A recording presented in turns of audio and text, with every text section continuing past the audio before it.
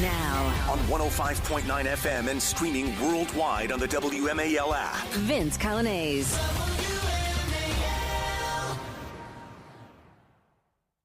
Good afternoon to you. It is 3:06 now. News Talk 105.9 WMAL. We're making sense of the news. Coming up this hour, we'll talk the economy with who else? J Antoni, the in-house economist for the Vince Coglianese Show. That's at 3:30. At 4:30, the Attorney General of the state of Ohio, the man of the hour, Dave Yost, is with us. We'll talk to the Attorney General about what he's doing to try and stop the foreign invasion that the Biden administration is imposing on his state. Big conversation ahead at 4:30. Don't miss that. And then David Strom is here at 5 o'clock from Hot Air. Always enjoy his conversations and always enjoy your conversations at 888-630-9625, 888-630-WMAL. The most corrupt attorney general this century, the most political attorney general this century, and yes, I include people like Loretta Lynch and Eric Holder in that assessment, Merrick Garland, oh shucks, Merrick Garland, who has governed a Justice Department that has been totally abusive to Joe Biden and Kamala Harris's political opponents, has wielded its power aggressively and disgracefully. Addressing Justice Department employees today in a televised address, which means it's not just for Justice Department employees, it's for you, it's for me, it's for all of us to consume through the media, to see just how righteous they are, to see just how pure as the driven snow the United States Department of Justice is, and how unfair it is that you would dare pick on them or scrutinize them at all. Attorney General Merrick Garland today insisting that law enforcement, get ready. If you have water or anything in your mouth right now, you may spit it. So just go ahead, swallow that gulp. He says law enforcement must never be treated as an apparatus for politics. Our norms are a promise that we will fiercely protect the independence of this department from political interference in our criminal investigations. Our norms are a promise that we will not allow this department to be used as a political weapon. Don't you think there should be a laugh track on this speech? They just a group of people all just laughing their rears off. And our norms are a promise that we will not allow this nation to become a country where law enforcement is treated as an apparatus of politics. They're not laughing. They're clapping. They're clapping like seals. They should be laughing in disdain at this claim by Merrick Garland. It was just a week ago. Wasn't it a week ago? It was about a week ago that the Justice Department came out with this cartoonish public display of, we stopped the Russian interference in the election. And then heavily implied that a bunch of stupid American conservative journalists were falling for advancing Russian propaganda and trying to diminish a bunch of conservatives, trying to take them off the playing field. You're not allowed to listen to their podcasts anymore because Merrick Garland wagged his finger at them. They're interfering in the election now. You've got this lunatic Jack Smith working for the Justice Department who is doing everything he can to try and throw Donald Trump in prison ahead of the election. They've been trying to move every single legal action they could against Joe Biden and Kamala Harris's political opponent. For just the last year, they saved up all of their artillery for election season. They didn't go after him prior to that. It was right square in the middle of an election year that they're doing all of this. And it's absurd. It's gone all the way to the United States Supreme Court. In fact, Merrick Garland has acted unconstitutionally in his job as he goes after Donald Trump. You have a federal judge down in Florida who said that Merrick Garland unconstitutionally and unlawfully appointed Jack Smith to go after Donald Trump. So yes, they're doing fine work. It's above reproach. No one can question what they're up to. As they send SWAT teams to Mark Houck's home, they bang on his door. Or they send grandmothers who were in the building on January 6th in the Capitol building to prison, the January 6th grandmas. as they detain all sorts of people who are left to do nothing but sing the national anthem each evening and hope for better days in the future inside of a D.C. jail, rotting there. That's the Merrick Garland, who's the head of the Justice Department right now. The same Justice Department which said that the traditional Latin Mass may be a problem, that those Catholics are extremists for practicing it, they said out of their Richmond field office. That's right. That Justice Department. The same Justice Department that throws people like Peter Navarro and Steve Bannon in prison for being associated with Donald Trump. The same Justice Department that goes after, who is it? Didn't they go after one of the custodians, one of the maintenance workers at Mar-a-Lago too? They'll destroy anybody's life. That particular case got thrown out too, the documents case.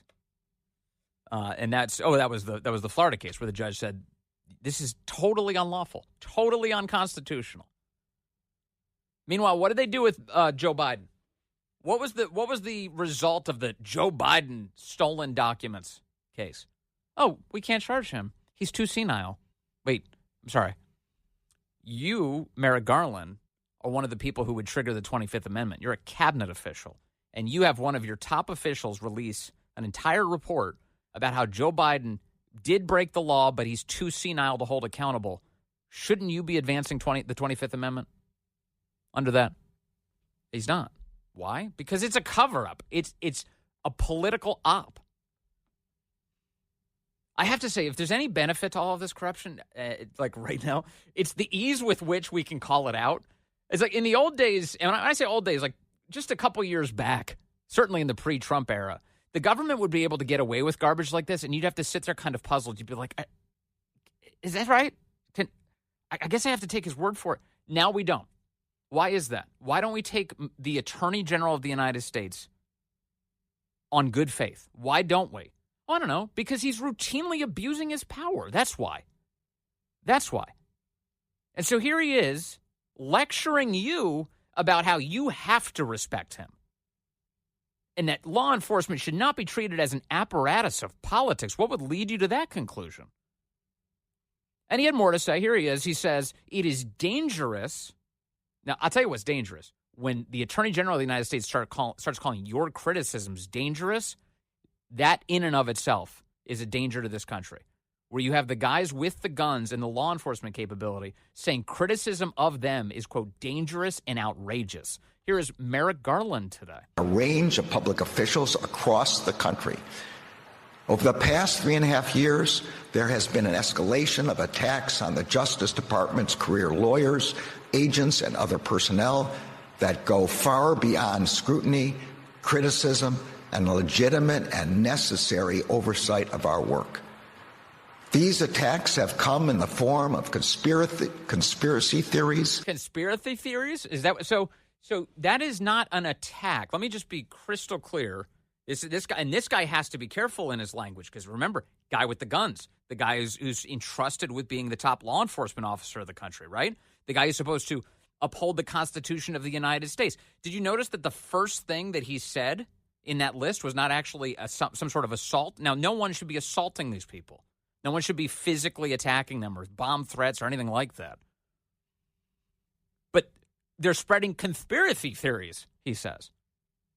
What? What is this list? Attacks like people believing things that the government doesn't approve? Is that what you're saying? Work.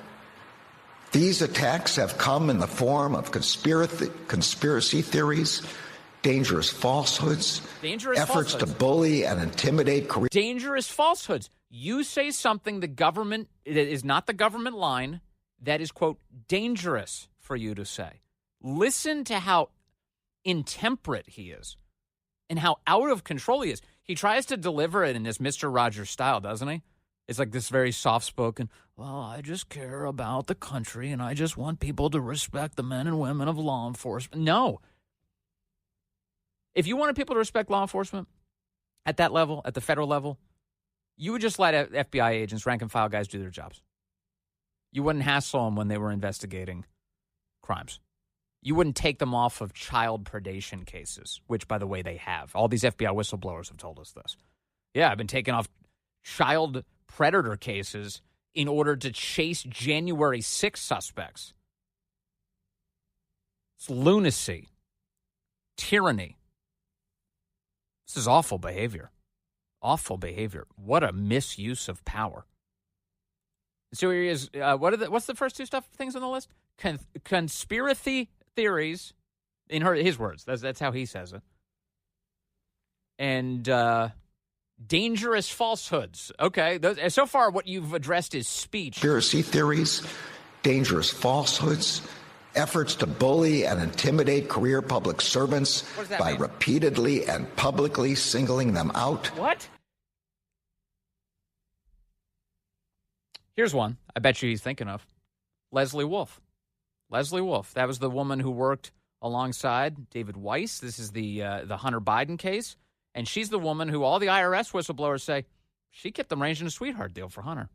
Every step of the way, they're trying to investigate this guy. And guess who's getting in the way? The wolf. The wolf. So that happened, didn't it? And so it came up. Remember when we would talk about that? We were like, how come this lady Leslie Wolf keeps popping up? Anybody going to give us answers on this? And the Justice Department at the time they released it, how dare you? No, she's getting threats. No, people, this is a career civil servant. Well, then let her testify before Congress and convince the rest of us. Because she's been entrusted with awesome power. And by the looks of it, and according to these IRS whistleblowers, she's abusing it. So how about we clear this up? Why do we have to keep going through this game? How dare you? So, okay, everything I just played so far consists of speech. Conspiracy theories, dangerous false statements, and bullying by singling out government officials. These are the words that are coming out of the mouth of the freaking Attorney General of the United States. You want more? Let's see how long it takes before we get to an actual real threat. Career public servants by repeatedly and publicly singling them out, and threats of actual violence. Okay, threats of actual violence are out of bounds. There you go. So it took an endless list of nonsense to get there. Now, show us the threats, please. Illuminate these awful things. Just give us a sense of what's happening, please. We need to know. They can't. You want to talk about threats of actual violence that the FBI should be investigating? I'll say it. How the hell did someone shoot Donald Trump in the head? I thought the FBI was investigating that. I believe that was a commission of actual violence. Forget the threats. How come we don't have any answers on that? Attorney General Merrick Garland. It's so weird that people don't trust you. How did that happen? How did the reputation of this agency find itself subterranean? How did that happen, sir? What a ridiculous speech today. Finger wagging at the rest of us for daring to question what's going on over there. It's insanity. And I'm seeing, by the way, I'm not the only one. I'm seeing former feds, guys who worked at the FBI going, this is my career. Attorney General Garland's off his rocker. This is crazy. And God bless the guys who are saying that. God bless it. But here he is giving a big speech. And attorneys general, they don't give these speeches all the time, right? It's usually they're in hiding. You don't hear from them that often. It's only in very rare, extraordinary circumstances that they speak out. Like when they're advancing another Russia hoax last week. Or now standing up to defend the integrity of the Justice Department, which lacks it because of leaders like you. And guys like Peter Strzok and Lisa Page saying that they can smell the Trump supporters in a Walmart. Don't worry, we'll stop him, they say. You're a joke. You're a joke. And he stands there in front of the American flag to try and convince you that he's on the up and up. He's misusing that old glory. He's misusing it. It's 3:20 now. WMAL traffic and weather. WMAL, making sense of the vote because elections have consequences. Download the WMAL app to stream us for free.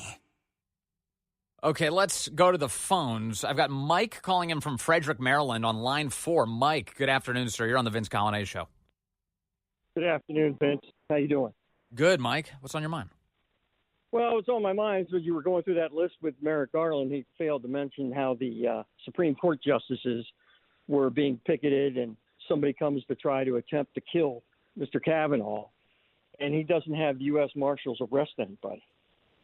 Exactly right. And those people who were outside of the homes of those justices were breaking the law. There is a law on the books that says you're not to do that outside of these justices' homes in an effort to try and manipulate the outcome of an election of a court case.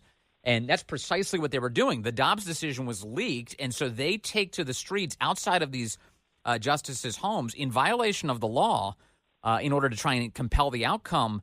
And the marshals apparently just stare at them, and Attorney General Garland refuses to arrest them.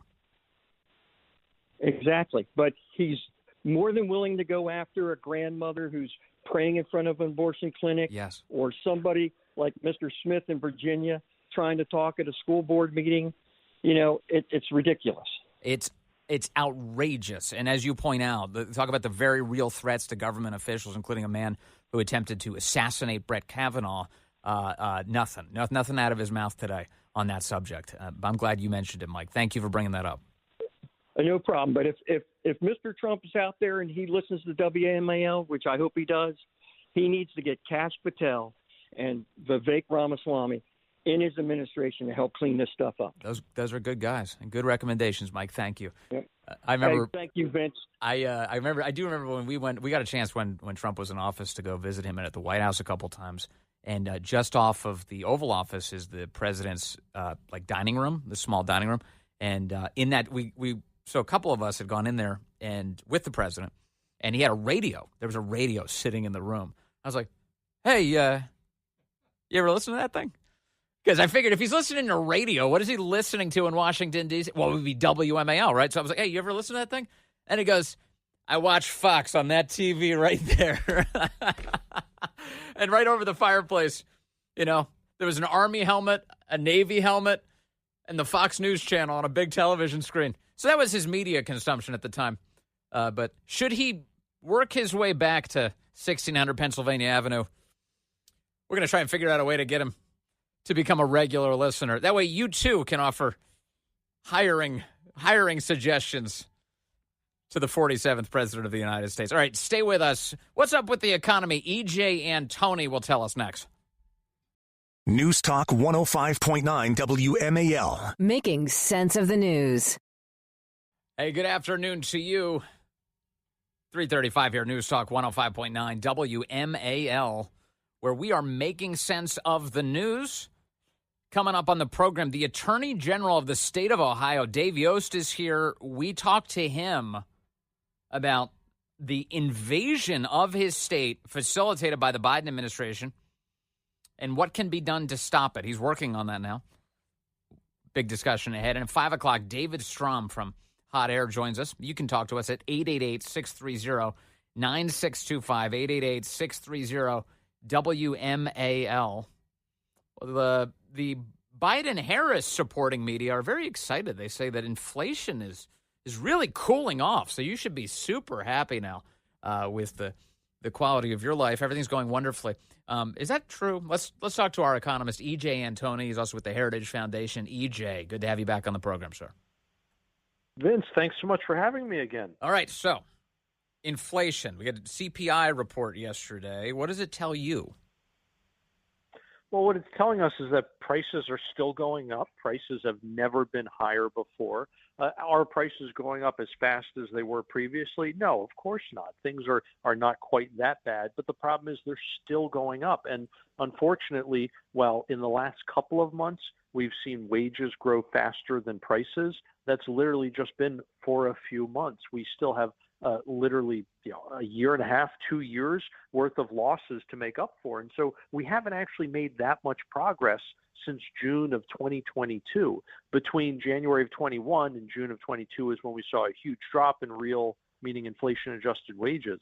But since then, we really haven't made that much progress, unfortunately. Yeah, that's rough. So it looks like inflation itself is headed in the right direction insofar as it's slowing down a little bit. But isn't that kind of like just the product of people running out of money to buy stuff? Like that they just don't have the cash? Right. Yeah, exactly. So what we would really like to see is a combination of monetary restraint, meaning the Fed isn't just running the money printers all the time, Yeah. and then we'd also like to see supply side growth. In other words, more production, more goods and services within the economy. This was the key in the early Reagan years, by the way, to bringing down the record high inflation and to getting rid of the back-to-back recessions. It was the combination of Paul Volcker at the Fed exercising monetary restraint and Reagan deregulating, issuing tax cuts, pushing out the supply side of the economy. The problem today is that we're not so much seeing the supply side growth as we're seeing the demand side destruction. This is actually something you've done a great job highlighting in the past, which is that the Fed's goal here has been to cause people to essentially lose their jobs so they have less money to spend and bring down consumer demand. What we're seeing right now, if we look at commodities markets, for example, is they're basically pricing in a hard landing at this point, and that's what's bringing inflation down. So the American people are stuck, literally, quite in this case, literally with the bill for this out-of-control government spending that has been underwritten by printing money we don't actually have. Exactly. And when you think about it, this whole inflation problem was caused by the Fed creating money for the government to spend. So the problem was never consumers having too much money. The problem was the federal government having too much money. So if you want to solve the problem, take the money away from the federal government. No.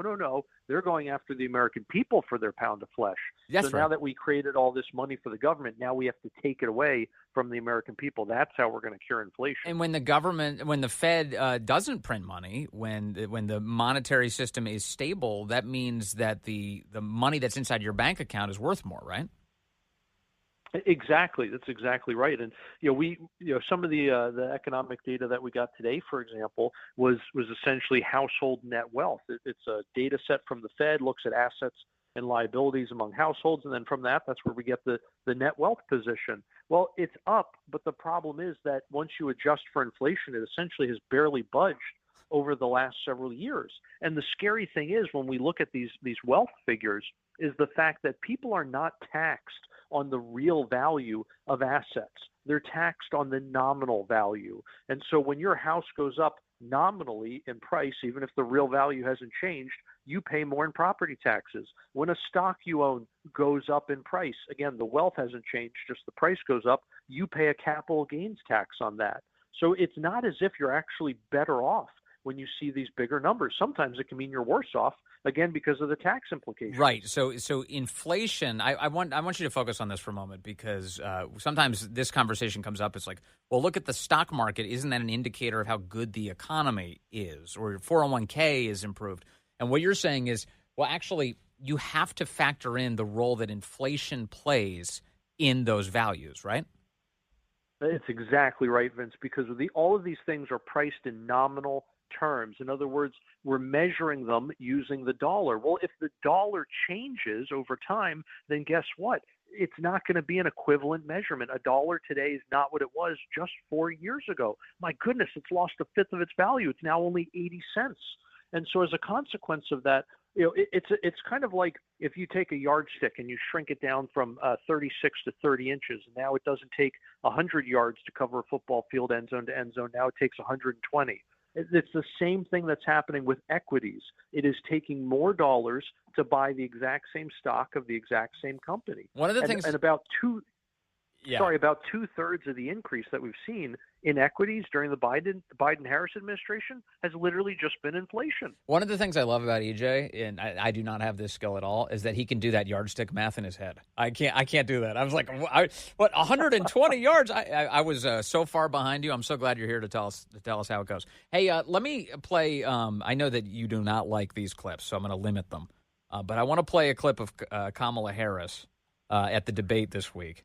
And she said, I want to talk about what's important. And remember, it wasn't too long ago that she presented a plan where she was going to stop all the price, in her words, price gauging by the big grocery stores. Take a listen to Kamala this week. Let's talk about what is important in this race. It is important that we move forward, that we turn the page on this same old tired rhetoric and address the needs of the American people, address what we need to do about the housing shortage, which I have a plan for, address what we must do to support our small businesses, address bringing down the price of groceries. Okay, so she says, she sort of generically waves her hands in the air. We got to fix housing prices and groceries. And okay, but how are you going to do it? And if you actually look at her plan, what have you discovered, J Antoni? Well, nothing good. And by the way, none of this even passes the smell test, right? You've been in office 3.5 years. How come you haven't done any of these great plans to actually bring down inflation? Maybe it's because you were too busy causing the inflation in the first place. For sure. But I digress. Let's look at housing. This is a great example of how the government, all they're going to do is increase demand and not increase supply. Well, if you increase demand, you put upward pressure on prices, not downward pressure. So the demand, for example, the demand increase that you're referencing, and I'm sorry if I'm stepping on you about to say this, but she wants to give $25,000 each to first-time home buyers. That's her big plan. Won't that just skyrocket the price of housing in the country? That's right. And, Vince, we've been here with student loans, and we've been here also with other housing subsidies as well that are just additional demand subsidies. When you increase demand, you increase price. And, again, with student loans, what have we done there? We've given kids additional loans, and we've given them additional grants, even if it's not a loan they have to pay back. Whatever the case may be, as they have more financing options, schools charge more. Even the Federal Reserve has done studies on this and found that is the case. Yes. But it's even worse. It's even worse with down payments. And the reason is because now you've introduced leverage. Think about it. If you only put 20% down on a home, every additional dollar you can put down is not an additional dollar of home you can afford. It's an additional $5. So if you're going to issue $25,000 of assistance in terms of down payments, you can now push the bid on the home price by up more than $100,000. So it's not even a one-to-one. It's much worse than that, again, because now you have that element of leverage there. Yeah. And you're right to point out what's going on in higher education, if you can even call it that.